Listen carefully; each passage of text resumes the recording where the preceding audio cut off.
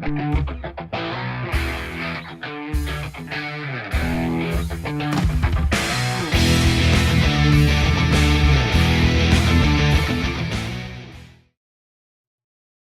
this is Warlord.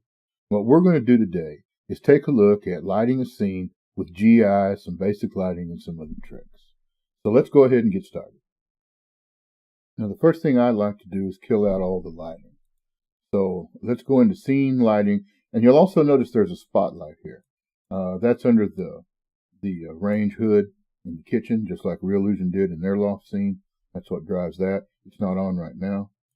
Let's go ahead and turn off the rim light and the key light. You don't have to delete them. Just turn them off. Then let's go into the visual tab, go to ambient light. Whatever your light is there, go ahead and set it to black.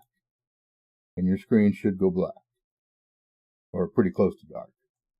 Now I'm going to go down and set what has the most effect on my lighting outside of emissive lighting and adding lights, and that is the image-based lighting.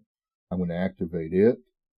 I'm going to activate global lighting, and I'm also going to activate the GI indirect light here. Now, the next thing I want to do, since this floods it with light here, first thing I want to do is I'm going to change this out from the stock to the 1024 office. And then let's set it down to 1. Now, this is personal preference again. You use whichever light source in here, whichever IBL source in here you want. And the reason I'm setting this down to 1 is I don't really want it to interfere with the rest of the lighting that we're going to do. So we have all this set and our global lighting is on. Now, I'm going to want an outside source through these windows, an outside light source, like a street lamp or the moonlight or something like that.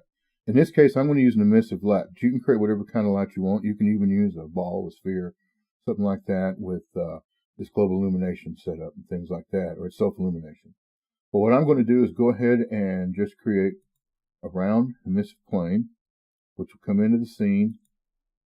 And you can control this again with self-illumination, with color. And if you're not familiar with it, you can also control it with size, as you can see here. Increasing it increases intensity, and vice versa. So I want to set this kind of where I want it, right outside the window.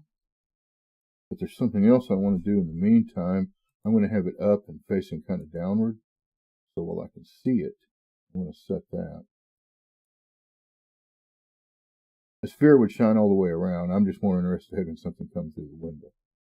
And so what I'm going to do, move it back. And if you're going to have it close to the window, you can set it as a dummy. That way it won't render, and Control D will toggle the visibility while you're working on it. Now, it's just again a matter of preference. I'm going to hold down Shift and move it way up, because I'm just wanting some light from the outside. So all I'm doing right now is just moving that up with my middle mouse button. Too much. Come back down some. And back.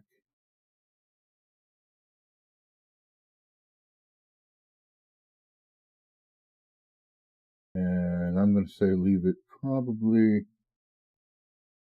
right about there. And then we can come in and control how much we want to show, like I was telling you, with the color or the self-illumination. Come back here and dial that back some.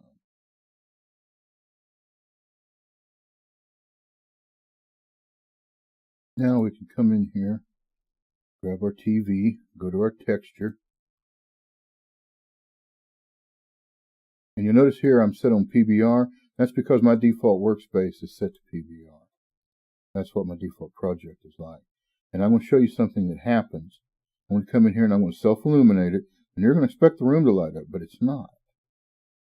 And why is that? Well, that's because of that PBR setting in this particular instance. And what I'm going to do is just change it back to traditional. And now you'll notice the room lights up like it should. And then we can come back in here and control how much we want, even color it if we want to with a diffuse color.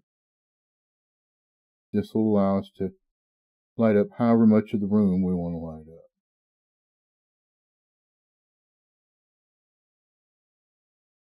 Now, I'm also going to come back in here And I'm going to turn on that range light, spotlight,